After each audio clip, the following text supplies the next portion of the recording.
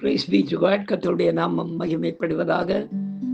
எங்களை அதிகமாய் நேசிக்கிற எங்கள் அன்பின் பரம தகப்பனே, இந்த கிருபையான விடைக்காய் மக்கள் நாங்கள் நன்றி செலுத்துகிறோம்.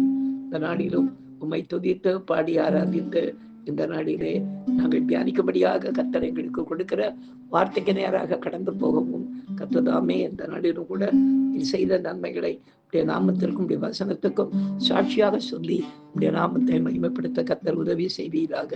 இயேசுவின் நாமத்தில் ஜெபிக்கிறோம் எங்கள் ஜீவனோட நல்ல பிதாவே. ஆமேன், ஆமேன், ஆமேன். உன்னதமானவரின்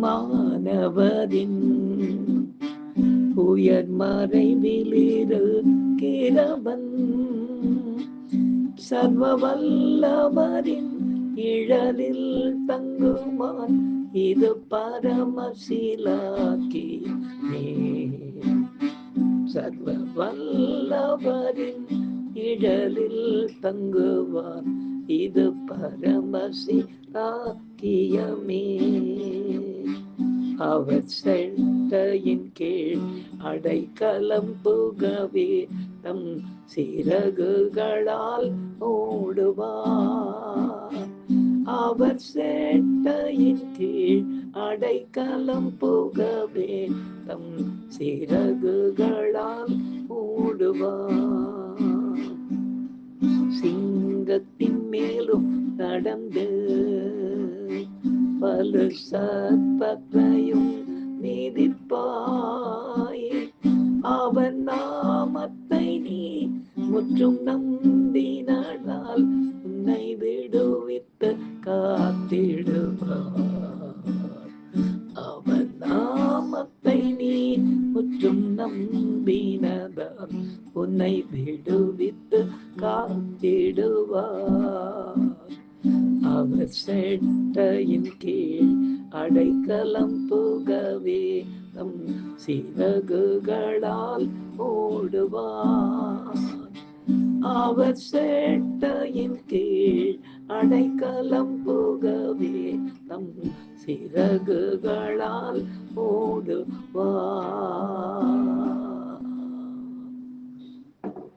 எனக்கு அருமையானவர்களே, இந்த நாளிலே நாம் தியானிக்கும்படியாக கர்த்தர் நமக்கு கொடுக்கிற வார்த்தைக்கு நேராக நாம் கடந்து போவோம். எடுத்து வாசிக்கலாம்.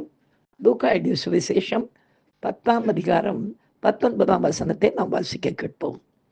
இதோ சர்ப்பங்களையும் தேள்களையும் மிதிக்கவும் சத்துருடைய சகல வல்லமையும் மேற்கொள்ளவும் உங்களுக்கு அதிகாரம் கொடுக்கிறேன், அவைகள் ஒன்றும் உங்களை சேதப்படுத்த மாட்டாது என்று எழுதப்பட்டிருக்கிறது. எனக்கு அறிஞர்களே, இதனுடைய விளக்கம் என்னவென்றும் சாட்சி இன்றைக்கு நாம் கேட்போமா? கர்த்தருடைய நாமம் மாத்திரம் மகிமைப்படுவதாக. பிரியமானவர்களே, தேவ கிருபையால் ரட்சிக்கப்பட்ட விசுவாசிகளால் அடக்கும் அடையாளங்களில் ஒன்றாக நீங்கள் என் நாமத்தினாலே பிசாசுகளை துரத்துவீர்கள் என்று அல்லவா கர்த்தர் வேதத்தில் நமக்கு வாக்கு கொடுத்திருக்கிறார். இன்னும் அவர் பரமராஜ்யத்தை பூமியில் பரப்ப பாடுபடுகிறவர்களாக நம்மை அவர் தெரிந்து கொள்ளும் பொழுது அடையாளங்களை மாத்திரமல்ல அதிகாரங்களை நமக்கு கொடுப்பதாக இந்த வசனத்திலே வாக்களிக்கிறார். சாதாரணமாக பாம்பாட்டிகள் சர்ப்பங்களை அடக்கி விடுவார்கள். செருப்பு போட்ட காலாலே தேள்களை நாம் மிதித்து விடலாம். இது ஒரு பெரிய அதிகாரமா என்று நாம் கேட்க முடியும். அப்படி இருக்கும் பொழுது இந்த வசனம் விஷத்தன்மை நிறைந்த பேச்சுகளினாலும் சேதப்படுத்த ஒருவராலும் நம்மை முடியாது என்றும் இந்த வசனம் நம்மை பலப்படுத்துகிறது. எத்தனை விதங்களில் சத்துரு நம்மை சோர்வடைய செய்ய எழும்பினாலும் நாம் ஒரு காலம் சேதமடைய மாட்டோம் என்று கர்த்தர் வாக்களிக்கிறார். இந்த வசனத்தை மெய்ப்பிக்கும்படியாக இந்த நாளிலே கர்த்தர் செய்த ஒரு நன்மையான அந்த தொடர்ந்தேர்ச்சியான ஒரு காரியத்தை இன்றைக்கு நாம் சாட்சியாக கேட்போமா? கர்த்தர் இந்த சாட்சியின் மூலமாய் மகிமைப்படுவராக. நேற்று தினத்திலே நேற்று தினத்தை கொடுத்த சாட்சியிலே புறப்பட்ட போது, அதாவது இலங்கைக்கு பிரயாணமான போது அங்கே கவுண்டர் யாரும் இல்லாததினாலே எங்களுடைய டிக்கெட்டை அன்றைக்கி கேன்சல் பண்ண வேண்டிய ஒரு சூழ்நிலை வந்தது. ஆனாலும் அங்கே தவறு டிபார்ட்மெண்ட்டை சேர்ந்தவருடையதாக இருந்ததுனாலே ஸ்பைஸ் ஸ்டேஷனுடைய மேனேஜர் எங்களுக்கு அதை மாற்றி கொடுத்து மறுநாளில் 18ஆம் தேதி நாங்கள் இங்கேருந்து புறப்பட ஜூலை மாதம் கர்த்தர் உதவி செய்தார். அப்படி பிரயாணமாகி இலங்கைக்கு போய் இறங்கிட்டோம். இறங்க போகிறோம்ல, இலங்கை ஏர்போர்ட்டுக்கு மேலே ஃப்ளைட் போயிட்டு இருக்கும்போது திடீர்னு இருந்து காக்பிட்லேருந்து, அதாவது விமானிகள் கிடத்துலேருந்து ஃபோன் வந்தது. எங்களுக்கு ஒரு சின்ன நமக்கு ஒரு செய்தி கொடுப்பாங்க இல்லைங்களா, அந்த மாதிரி ஒரு செய்தி வந்தது. அந்த செய்தியில் அவர் என்ன சொல்கிறாருன்னா, ஒரு 40 நிமிடத்துக்கு நாம் கொஞ்சம் தாமதமாக இறங்க வேண்டியிருக்கும். ஏன்னோ சின்ன கோளாறுகள் இருக்கிறதுனாலே இறங்க முடியவில்லை. ஒரு சின்ன தடை ஏற்பட்டிருக்கிறது என்று அவர் சொல்ல ஆரம்பித்தார்.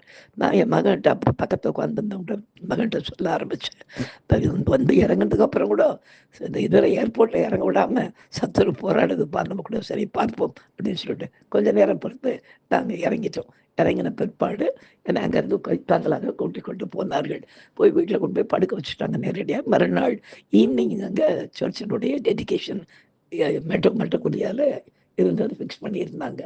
அன்றைக்கு காலை இருந்தாலும் வெறும் ஜபத்தில் என் மகனை கூப்பிட்டு நான் சொல்லிட்டேன், ரொம்ப டயர்டாக இருக்கிறதுனால எனக்கு நீ எதுக்கும் செய்திக்கு நீ கொஞ்சம் ரெடியாக இருப்பா, பார்க்கலாம் அப்படின்னு சொல்லிட்டு மறுநாள் ஈவினிங் நிறைய பாஸ்டர்ஸ் எல்லாம் வந்திருந்தாங்க. ஒரு 20 பாஸ்டர்கிட்ட கூப்பிட்டுருந்தாங்க. விசுவாசிகளெல்லாம் வந்திருந்தாங்க.